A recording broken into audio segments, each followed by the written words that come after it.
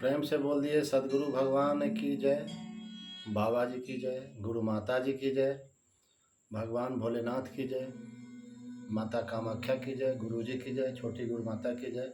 जय हो करौली सरकार की, जय बाबा की। आप समस्त गुरु भाई बहनों को, करौली दरबार के समस्त भक्तजनों को मैं डॉक्टर मोहन कमल रमन बारंबार प्रणाम करता हूँ और आशा करता हूँ, आशा ही नहीं पूर्ण विश्वास है हमें कि बाबा जी की कृपा से, दरबार की कृपा से, माता जी की कृपा से आप सब लोग अपनी भक्ति भावना, दरबार के नियमों का पालन करते हुए अपने जीवन के कर्तव्य पथ पर अग्रसर होंगे और अपने जीवन का आनंद ले रहे होंगे। नवरात्रि में हमारी करौली सरकार की यात्रा बड़ी ही अनमोल रही। अनमोल अनुभव की इस कड़ी में हम उसी की छोटी छोटी चर्चा करेंगे कि बाबा को जब बुलाना होता है तो कैसे बाबा अपने भक्तों को बुला लेते हैं और कैसे कैसे उनकी मदद करते चलते हैं।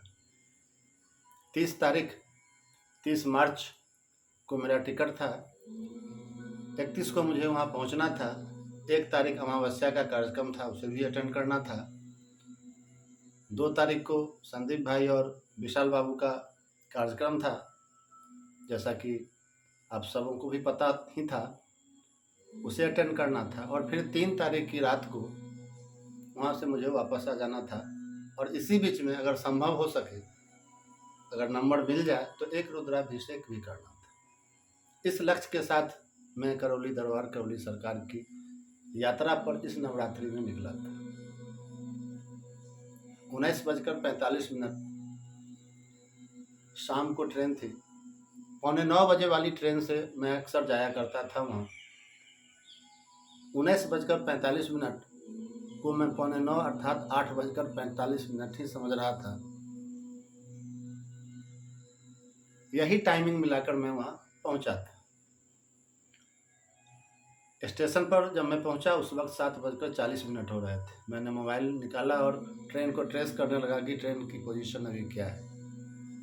उसी वक्त अंजना झा जी, जो दरबार की एक भक्त हैं, जिन्होंने माता कामाख्या की आरती में भी हमारा सहयोग किया है, उन्होंने भी गाना गाया है, वो भजन, वो आरती में उन्होंने भी अपना स्वर दिया है।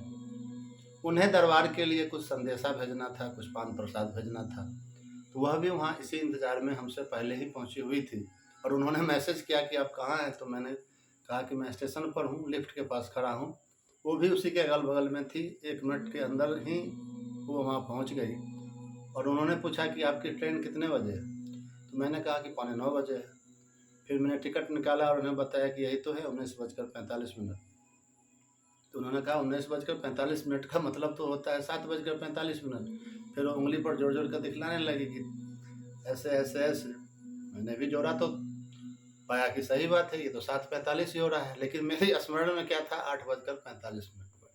गुरु जी इसी को ही बोलते हैं स्वयं का स्मरण, खुद का स्मरण, कि आज तक 8:45 की ट्रेन से ही मैं जाता रहा, तो 19:45 को भी मैंने 8:45 ही मान लिया, जबकि वह 7:45 ही होता है। जल्दी जल्दी से मैं वहाँ पर, मेरे पास मात्र 2-3 मिनट का समय था। उन्होंने जो कुछ दिया, क्या बोला उन्होंने, मैं कुछ नहीं समझा। कुछ पैसे दिए उन्होंने, कुछ पान प्रसाद दिया, 5-6 किलो का एक बैग दिया, लड्डू, बहुत सारा पान प्रसाद उसमें भरा हुआ था, दरबार को बांटना था। उनकी कुछ खुशी थी, उनके कुछ अरमान थे जो पूरे हुए थे, इसलिए वो संदेशा भिजवाना चाहती थी वहाँ पर। प्लेटफॉर्म पर जैसे ही मैं पहुँचा, 1 मिनट के अंदर ट्रेन आ गई, अर्थात ट्रेन बिल्कुल राइट टाइम थी। अगर अंजना झा जी, बाबा की वह भक्त, का वह वहाँ पर पदार्पण नहीं होता, अगर वह मुझसे नहीं मिलती, उनसे हमें मिलना ना होता, तो निश्चित ही मानिए वह ट्रेन मेरी छूट चुकी होती। चूँकि मेरे मन मस्तिष्क में 7:45 की जगह पर 8:45 बना हुआ था, चूँकि मेरा पूरा का पूरा गणित ही गड़बड़ था। बाबा जी ने इतनी मदद की, इतनी कृपा की कि उनके एक भक्त के माध्यम से ही मुझे टाइम का सही ज्ञान हुआ, समय का सही अनुमान लगा और मैं उस ट्रेन को पकड़ सका। खैर, दरबार आ गया। दरबार आने के बाद जो सबसे बड़ी जिज्ञासा किसी भी भक्त की होती है कि जल्दी से जल्दी गुरु जी के पास पहुंचना, गुरु जी के दर्शन करना, गुरु जी के निकट पहुंचना। तो एक तो यह भी जिज्ञासा थी, दूसरी जिज्ञासा यह लगी हुई थी कि मेरे पास कई सारे बैग हो गए थे। मेरे खुद के बैग थे, एक हैंड बैग था, मेरे तरफ से भी कुछ उपहार था दरबार के लिए, वह तीसरा बैग था, और एक बहुत बड़ा झोला जो हुआ, वह अंजना जी का था, जो सबसे ज़्यादा वज़न था, उसमें 5-6 किलो का वज़न था। अभी 4 बैग को मैं कहाँ-कहाँ ढोता चलता, कहाँ-कहाँ सँभालता चलता, इसकी एक समस्या मेरे पास बन रही थी। खैर, नहा धोकर मैं जल्दी से जल्दी शिव शक्ति हॉल दरबार में पहुँच गया, और वहाँ पर जो सेवादार लोग उपस्थित होते हैं, भाई लोग, उनसे मैंने कहा कि भाई ऐसे-ऐसे ये पान प्रसाद सब गुरुजी तक पहुँचाना है, कैसे पहुँचेगा, कुछ उपाय बताइए और हमारी मदद करिए। तो उनमें से एक भाई ने कहा कि भाई जब आप इतनी दूर से आए हैं, इतना सारा उपहार लेकर आए हैं, और गुरुजी अभी जल्दी में हैं, सतचंडी यज्ञ में उन्हें जाना है, हवन में जाना है, तो ऐसा क्या कि उपहार लेकर भी आए और गुरुजी से मिले भी नहीं, बात भी नहीं हो सकी, बहुत हड़बड़ी में होंगे आप, तो बाकी आपकी मर्जी। तो मुझे भी लगा कि सही ही कह रहा है। फिर मैंने अपने आप को संभाला और चुपचाप में बैठ गया। फिर इसी बीच में दूसरे सेवादार थे, उन्होंने मुझे बुला लिया, क्योंकि मेरे मन में यह बात चल रही थी कि आखिर 4-4 बैग को मैं झोले को आखिर कहाँ-कहाँ कब तक लेके चलूँगा, क्योंकि गुरुजी से जब मुलाकात होगी तो कल अमावस्या 1 तारीख है, तो उसमें ही व्यस्त रहेंगे। फिर परसों 2 तारीख का नंबर आएगा, तब तक ये 2-3 दिनों तक इन चीज़ों को संभालना थोड़ा मेरे लिए मुश्किल सा बन रहा था। मैं सोच रहा था कि बाबा क्या करूँगा, कम से कम गुरुजी तक पहुँच जाता, ये पान प्रसाद वहाँ चला जाता तो बड़ी ही कृपा होती। इसी बीच में एक दूसरे सेवादार ने मुझे कॉल किया कि आप ऊपर आ जाइए, विश्व के ब्रह्मांड के सबसे बड़े मंच, उस गुरु मंच करौली सरकार के शिव शक्ति दरबार हॉल में। मैं वहाँ पर गुरुजी के निकट पहुँच गया, और जो कुछ भी पान प्रसाद उपहार था गुरुजी को देकर चरण स्पर्श कर गुरुजी हवन में गए। फिर हम लोग सब वहाँ से आ गए। ये दूसरी घटना घटी कि जहाँ मुझे नहीं पहुँचना चाहिए था इतनी जल्दी, लेकिन अर्जी लगाई और वहाँ तक हम पहुँच सके। फिर समस्या क्या बन रही थी, रुकने की समस्या बन रही थी, क्योंकि अमावस्या का समय, भीड़ भाड़, लगभग 5,000 से अधिक लोगों की उपस्थिति, सारा का सारा जगह जो बाहर का दरबार बना हुआ है, हॉल बना हुआ है, तमाम जगह फुल। अब उन 4 बैग को लेकर मैं इधर से उधर घूम रहा था, घूमता ही रहता था, लोगों से मिलते रहता था, कभी माँ के दरबार में, तो कभी बाबा जी के दरबार में, तो कभी शिव शक्ति हॉल में। इसी बीच एक व्यक्ति से मुलाकात हुई, दरबार के एक भक्त से मुलाकात हुई, जिनका नाम है करमवीर जी, करमवीर सिंह नाम है उनका, और दिल्ली से रहने वाले हैं। बाबा के बड़े ही अनूठे भक्त हैं। बाद में पता चला कि वो क्लास 2 रैंक के ऑफिसर भी हैं। एक भाई साहब ने मेरा परिचय उनसे करवा दिया कि आप इन्हें जानते हैं, ये मोहन कमल हैं, और ये बाबा का बड़ा ही प्यारा भजन इन्होंने गाया है, भजले रे मन श्री राधा रमन। भजले रे मन श्री राधा रमन भजन के वो भी दीवाने थे। हम दोनों में प्रणाम पाती हुई। कुछ सत्संग का माहौल वहाँ बना हुआ था, छोटे छोटे ग्रुप में सब एक दूसरे से बातें कर रहे थे। हम भी किसी ग्रुप में थे, वो भी किसी ग्रुप में, ऐसे ही कुछ बात हो रही थी। फिर हम चलने लगे वहाँ से। जब सत्संग खत्म हुआ, चर्चाएँ खत्म हुई, तो हम आगे आगे चले, वो पीछे से आ गए, और उन्होंने कहा कि आप ठहरे हुए कहाँ पर हैं? तो मैंने कहा अभी तक तो कहीं नहीं ठहरा हूँ, सुबह से जब से आया हूँ तब से तो बैग लेकर इधर उधर घूम ही रहा हूँ, देखता हूँ जहाँ कहीं बाबा जगह दे दें वहीं पर रह लेंगे। कमरा में भी जगह नहीं है, बाहर भी जगह नहीं है, देखते हैं क्या होता है। उन्होंने तपाक से कहा कि मेरे कमरे में एक बेड खाली है, अगर आप चाहें तो वहाँ रुक सकते हैं। मैं तो मुंह देखता ही रह गया कि भाई ये क्या हो गया, जहाँ बाहर में कहीं मुझे रुकने की जगह नहीं मिल रही है, नहीं दिखाई दे रही है, यहाँ बाबा ने हमारे लिए कमरे का बंदोबस्त कर दिया, एक बेड का बंदोबस्त कर दिया। उन्होंने आगे कहा, जो बड़ी ही सीखने वाली बात है, उन्होंने यह कहा कि आप बाबा के भक्त हैं, आपके भजन इस पूर्ण ब्रह्म के दरबार में बजता है, आप बाबा के सेवक हैं, और ऐसे सेवक का, ऐसे भक्त की सेवा करने का जो हमें सौभाग्य मिला है, यह मेरे लिए परम सौभाग्य की बात है। आप वहाँ जरूर रुकिए हमारे साथ। अब मांगे, एक कहावत है हमारे इधर, बिन मांगे मोती मिले और मांगे मिले न भीख। तो बिना मांगे ही मोती मिल गया उनके कमरे में। जब तक वो वहाँ रहे तब तक हमें रहने का सौभाग्य मिला। कल शाम होकर वो वहाँ से वापस हो गए, रूम उन्होंने खाली कर दिया, क्योंकि उन्हें वापस आना था। फिर बात बनी कि मैं कहाँ रुकूं, फिर मैं कहाँ रुकूं, तो संदीप भाई, विशाल भाई थे, उनके कमरे में पहले से ही 4 लोग थे। तो मैंने संदीप भाई से कहा कि भाई इतनी सी मदद कर दीजिए कि मेरा बैग आप अपने कमरे में रख लीजिए, बाकी फिर बाबा जहाँ देखेंगे, जहाँ जगह देंगे वहीं हम रुक लेंगे, कुछ ना कुछ उपाय लगेगा ही। मन ही मन मैंने कहा, यही सोचा। उन्होंने अपने कमरे में हमारा बैग शिफ्ट कर दिया। साथ ही फिर अचानक से मुलाकात हो गई गोपाल भैया से, और मैंने उनसे कहा कि भैया कुछ बंदोबस्त है कहीं रहने का, अगर आपकी आज्ञा हो तो यहीं कहीं दरबार में कोई कमरा है उसी के बरामदे में मैं कहीं रुक लूँ। फिर उन्होंने कहा कि हाँ ठीक है, ऐसा नीचे में कैसे लेटोगे, जाओ नीचे चले जाओ, नीचे से गद्दा ले और यहीं पर लगा के आराम से यहीं पर सो जाओ। तो जब तक हम वहाँ रहे वहीं पर रुके। इसी बीच हमारे बच्चे लोग जिन्हें दिल्ली से दरबार आना था वो भी आ गए। 3 तारीख की सुबह में रुद्राभिषेक करना मेरा एक लक्ष्य था कि रुद्राभिषेक कम से कम एक भी कर लूँ, अगर नंबर मिल जाए तो। चूँकि जगह सब भरा हुआ रहता है, मैं इस आशा उम्मीद में नहीं था कि मुझे नंबर मिलेगा, लेकिन बाबा की ऐसी कृपा हुई कि मुझे नंबर भी मिल गया। 3 तारीख का मेरा टोकन कटा। बच्चे भी तब तक आ चुके थे। बच्चों के साथ हमने रुद्राभिषेक यज्ञ में भाग लिया। बड़ा ही अनूठा अनुभव था उसका।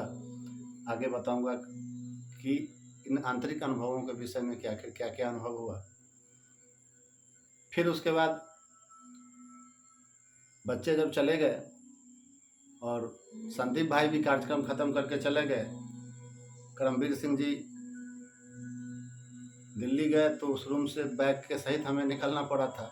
संदीप भाई जब के रूम में बैग रहा, संदीप भाई जब चले गए तो फिर वहाँ बैग भी कहाँ रखें, ये समस्या बन गई। तब तक मुझे लगा कि नहीं, अब यहाँ बाहर वाले हॉल में हमें रुकना चाहिए। अब बाबा ये संकेत दे रहे हैं, प्रेरणा दे रहे हैं कि बाहर वाले हॉल में हमें रुकना चाहिए। फिर बाहर वाले हॉल में रुकने का हमें क्या क्या लाभ मिला, इस पर भी हम अपनी बात करेंगे, क्योंकि वह पूरे दरबार में एक प्राथमिक पाठशाला है बाहर का हॉल। वहाँ बैठकर जितना अनुभव भक्ति का और भक्तों का लिया जा सकता है, शायद अंदर वाले कमरे में बैठकर, एक बंद कमरे में बैठकर नहीं लिया जा सकता है। फिर उस दरबार हॉल में रुकने का एक सौभाग्य जो हमें मिला, उसका एक ऐसा परिणाम मिला कि बाबा जी के एक बहुत ही पुराने भक्त, जो लगभग 4-5 वर्षों से दरबार आते हैं और गुरु जी के, बाबा जी के परम भक्त में से हैं, सुनील यादव जी, जिनसे हमारी मुलाकात हुई। वो 1-2 दिन से ऐसा कह सकते हैं कि मुझे वॉच कर रहे थे। जब हम कैंटीन में लगे हुए थे, लाइन में लगे हुए थे, तो वो भी कुछ अपना ले रहे थे दूसरी तरफ वाले में, और मैं इधर वो फास्ट फूड वाले में लगे हुए थे, और मैं आइसक्रीम वगैरह वाला में लगा हुआ था। तो उन्होंने हमसे बस यूँ ही कहा कि कुछ लेंगे क्या। तो मैंने कहा नहीं, मैं बस इधर लगा हुआ हूँ, मैं इधर कुछ ठंडा लूँगा। फिर कल हो करके कुछ, फिर मुझे लगा कि ये व्यक्ति मेरा, कह सकते हैं एक तरह से पीछा कर रहा है। फिर आमने सामने बात हुई, एक दूसरे से परिचय हुआ, और फिर उनसे ऐसी दोस्ती हुई, ऐसी मित्रता हुई कि इस दरबार में जो अब तक मैं बहुत सारी बाहरी ज्ञानों को प्राप्त नहीं कर सका था, उनके साथ बाकी बचे 4-5 दिनों का जो समय था, जो उनके साथ हमने बिताया, दरबार की कुछ छुए अनछुए पहलुओं के विषय में जाना। ये पहले दरबार कैसा हुआ करता था, यहाँ कितने लोग आए, कैसे कैसे लोग आते थे, कैसे कैसे बड़े बड़े साधु संत लोग आते थे, हिमालय से लोग आते थे, बड़े बड़े जोगी आते थे, कैसे कहाँ हम लिट्टी चोखा बनाते थे। ऐसी ऐसी बहुत सारी अनछुए पहलुओं पर उनकी चर्चा हुई। भक्ति भावना, भक्ति साधना, एक भक्त को कैसा होना चाहिए, ये सब उनके माध्यम से गुरुजी ने, बाबा जी ने हमें सिखलाया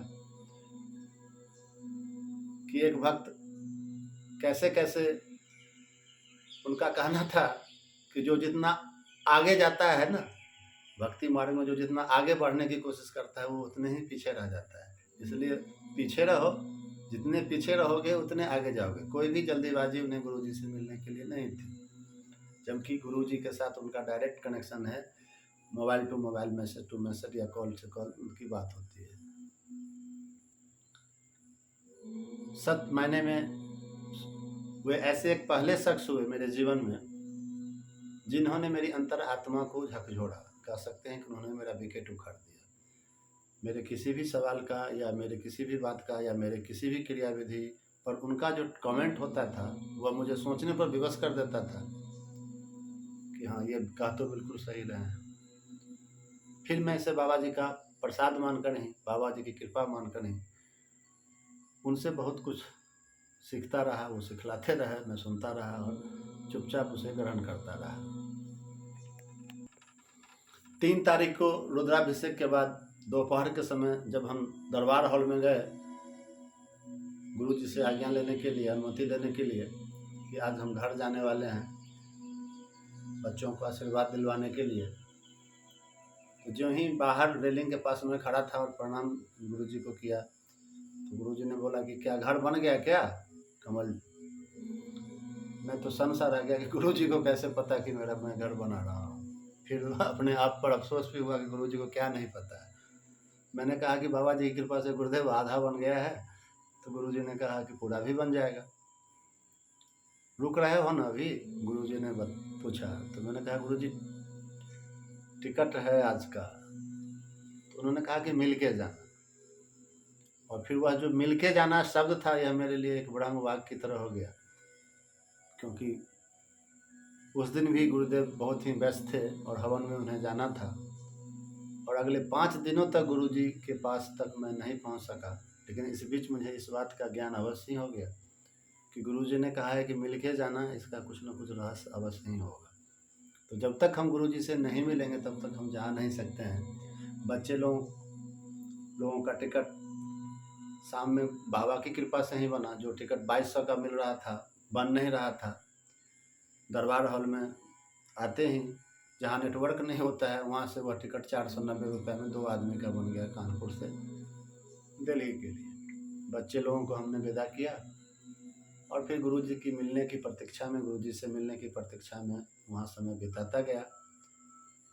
और फिर जो उसके बाद जितने भी अनुभव आए वो इतने ही अद्वितीय अनमोल अनुभव हैं कि इस पर कई सीरीज बन सकती है कि गुरु जी ने आखिर मुझे वहाँ क्यों रोका। अमावस्या के कार्यक्रम में मैं पहली बार वहाँ गया था और अमावस्या के कार्यक्रम में पहली बार भाग लिया था सदैव। बाकी ऑनलाइन तो बराबर अटेंड किया ही है मैंने, लेकिन वहाँ पहली बार मैंने किया था।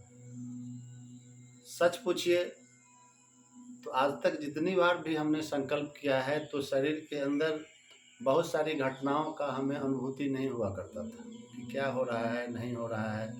यहाँ तक कि एक डकार तक भी नहीं आती थी, उवासी तक भी नहीं आती थी। शायद कभी कभार कुछ औंघाई जैसी स्थिति कभी बन जाती हो या एक आध बूंद कुछ कभी आँख में पानी आ जाता हो, जिसे गुरुदेव कहते हैं कि गंदगी साफ बाहर निकलने का ये सब रास्ता होता है। लेकिन उस अमावस्या में मैं अपने परिवार के सदस्यों का जैसे जैसे स्मरण करता जा रहा था वैसे वैसे डकारे पर डकारे आती जा रही थी। लगभग मैं समझता हूँ कि 150 से ऊपर डकारे हमें आई होगी। और फिर उसके बाद शरीर में के अंदर इतना जकड़न जैसा हो गया या फुलाव जैसा हो गया, या लग रहा था कि मेरी आंखें सूज गई, मेरा मुंह टेढ़ा हो गया, शरीर में जहाँ तहाँ दर्द की स्थिति बन गई, पूरा शरीर भारी भारी हो गया। ये बात 1 तारीख अमावस्या के कार्यक्रम को अटेंड करने के बाद हुआ था। 2 तारीख यूं ही गया था। 3 तारीख को हमने रुद्राभिषेक किया था। रुद्राभिषेक से पहले और रुद्राभिषेक के बाद का जो मेरा अनुभव रहा उसमें यह अनुभव रहा कि जब रुद्राभिषेक के बाद मैं बाबा के दरबार में गया तो बाबा शिवलिंग के पास जो नाग देवता हैं तो उन्हें देखकर पहले एक भय जैसी स्थिति रहती थी, भय जैसा अंदर से महसूस होता था। या कहीं और भी अगर इस तरह के चित्रों को मैं देखता था तो एक भीतर से एक भाव, कुछ कंपन जैसा आ जाता था। लेकिन रुद्राभिषेक के बाद जब मैं वहाँ गया तो बिल्कुल एटिज पोजिशन में लगा और नाग देवता पर मेरी नज़र टिक गई। और वहाँ पर यह आभास हुआ मुझे कि पहले मैं डरता था ऐसा मैं नहीं जान पाता था, यह भाव मुझ में उत्पन्न नहीं लेता था। लेकिन जो वहाँ पर जाने के बाद जो मेरी फीलिंग हुई रुद्राभिषेक के बाद, तो यह आभास हुआ कि पहले तो इस तरह के दृश्य को देखकर मेरे शरीर में एक भय जैसी स्थिति बन जाती थी। आज ऐसा नहीं हुआ, मतलब हल्कापन हुआ, अर्थात कि सर्पदोष मुझे भी लगा हुआ था, जैसा कि मेरी कुंडली में भी वह दोष लिखा हुआ है। एक रुद्राभिषेक करने के बाद उसका यह परिणाम आया। फिर वहाँ जब मैं रुका तो रुकते रुकते वहाँ पर कितनी सारी बातें हुई, कितने सारे अनुभव आए। कुछ ऐसे भी क्षण आए जहाँ आनंद का ठिकाना नहीं रहा, कि जो हम सोचते थे कि बाबा एक बार ऐसा हो जाता, बाबा आप तक कैसे पहुँच पाते, कैसे आपके निकट तक आ पाते। जो भाव उत्पन्न रहता था, बाबा हो क्रमशः वह चीज़ हमें देते चले जाते थे, और वह आनंद मुझे चला जाता था, वह सौभाग्य मुझे मिलता चला जाता था। क्रमशः हम इस पर चर्चा जारी रखेंगे आगे। तब तक के लिए आप सब लोग इतना ही समझ लें कि कोई वर्ण नहीं, कोई शब्द नहीं, कैसे गुरु का गुणगान करूं, कोई वाक्य नहीं, कोई छंद नहीं, कैसे उनका सम्मान करूं। हमारे बाबा, हमारी गुरु माता, हमारे गुरु जी इतने दयावान हैं कि अपने भक्तों की पुकार निश्चित ही सुनते हैं। भक्त बस एक बार दिल से पुकार तो ले। बाबा जी का कहना आप सब भी जानते हैं कि जिसकी जितनी श्रद्धा उसका उतना काम, और श्रद्धा नहीं है तो श्रद्धा मांगिए। हमने आरती में, माता जी की आरती में एक पंक्ति हमारे द्वारा आई थी, भाव जो तुझको भावे वह भाव हृदय भर दे। तो जो भाव माता आपको भाता है वही मेरे हृदय में भाव भर दे। निर्मल पावन कंचन जीवन को कर दे। आज तक के लिए, अभी के लिए बस इतना ही। पुनः जल्द ही आप सबों के समक्ष हम उपस्थित होंगे अपने संस्मरणों को लेकर, अपने अनुभवों को लेकर। तब तक के लिए मैं मोहन कमल रमन बाबा जी के श्री चरणों में, करौली दरबार, करौली सरकार के श्री चरणों में, माता जी के श्री चरणों में अपना प्रणाम निवेदित करता हुआ आप सबों को प्रणाम करता हूँ। जय बाबा की। हरि हर।